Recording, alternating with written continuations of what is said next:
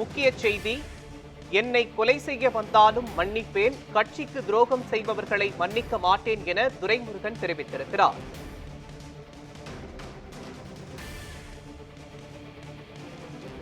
திமுக வாக்குச்சாவடி முகவர்கள் ஆலோசனை கூட்டத்தில் அமைச்சர் துரைமுருகன் காட்டமாக இந்த பதிவினை பதிவு செய்திருக்கிறார்.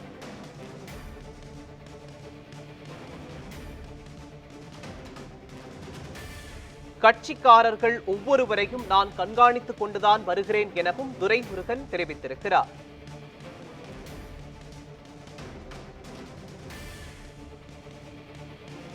போன முறை தேர்தலின் போது கொஞ்சம் ஏமாந்து விட்டேன், இந்த முறை அப்படி நடக்க விடமாட்டேன் எனவும் அவர் தெரிவித்திருக்கிறார்.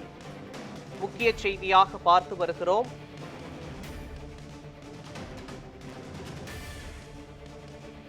துரோகிகளை களையெடுத்துவிட்டு தேர்தலை நடத்தும் ஆற்றல் எனக்கு உண்டு என துரைமுருகன் பேசியிருக்கிறார்.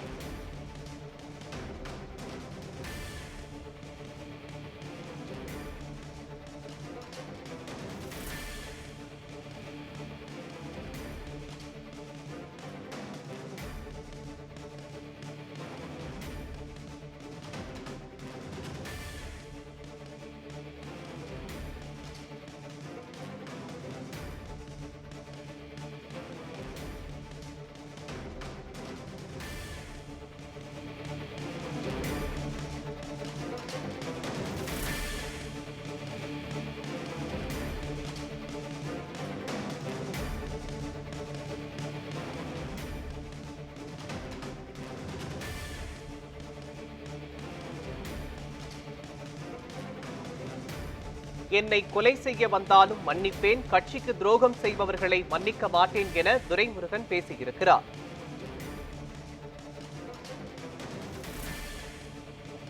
திமுக வாக்குச்சாவடி முகவர்கள் ஆலோசனை கூட்டத்தில் அமைச்சர் துரைமுருகன் என்னை கொலை செய்த வந்தாலும் மன்னிப்பேன், கட்சிக்கு துரோகம் செய்பவர்களை மன்னிக்க மாட்டேன் என்று காட்டமாக பேசியிருக்கிறார்.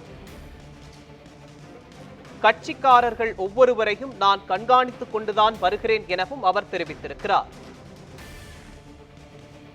போன முறை தேர்தலின் போது கொஞ்சம் ஏமாந்து விட்டேன், இந்த முறை அப்படி நடக்க விடமாட்டேன் என்றும் அவர் தெரிவித்திருக்கிறார்.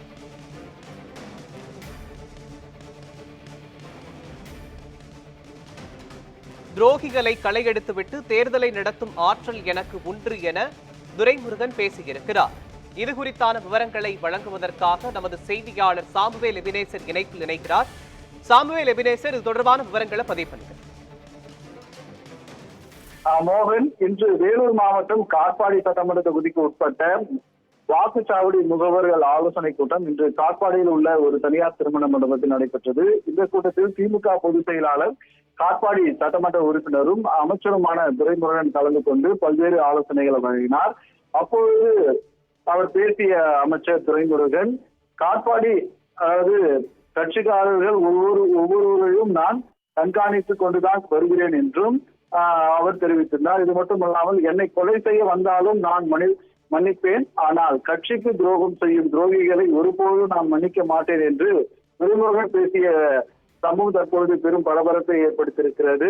ஏனென்றால் வருகின்ற 2026 நடக்க இருக்கக்கூடிய சட்டமன்ற பொதுத் தேர்தலில் திமுக அனைத்து தொகுதிகளில் வெற்றி பெற வேண்டும் என்ற இலக்காக வைத்து தற்பொழுது ஆலோசனை கூட்டங்கள் மற்றும் நிர்வாகிகளை பலப்படுத்தக்கூடிய நிகழ்வுகளாக நடைபெற்று வரக்கூடிய நிலையில் தற்பொழுது காட்பாடி சட்டமன்ற உறுப்பினராக இருக்கக்கூடிய துரைமுருகன் கடந்த முறை தேர்தலே அவர் குறைந்த வாக்குகள் வித்தியாசத்திலே அவர் வெற்றி பெற்றிருந்தார். இந்த நிலையில் அவர் தற்பொழுது இந்த ஆலோசனை கூட்டத்தில் பேசிய பொழுது என்னை கொலை செய்ய வந்தாலும் மன்னித்து விடுவேன், ஆனால் துரோகிகளை ஒருபொழுதும் மன்னிக்க மாட்டேன் என அவர் பேசியிருக்கிற வார்த்தை தற்போது பெரும் பரபரப்பை ஏற்படுத்தியிருக்கிறது.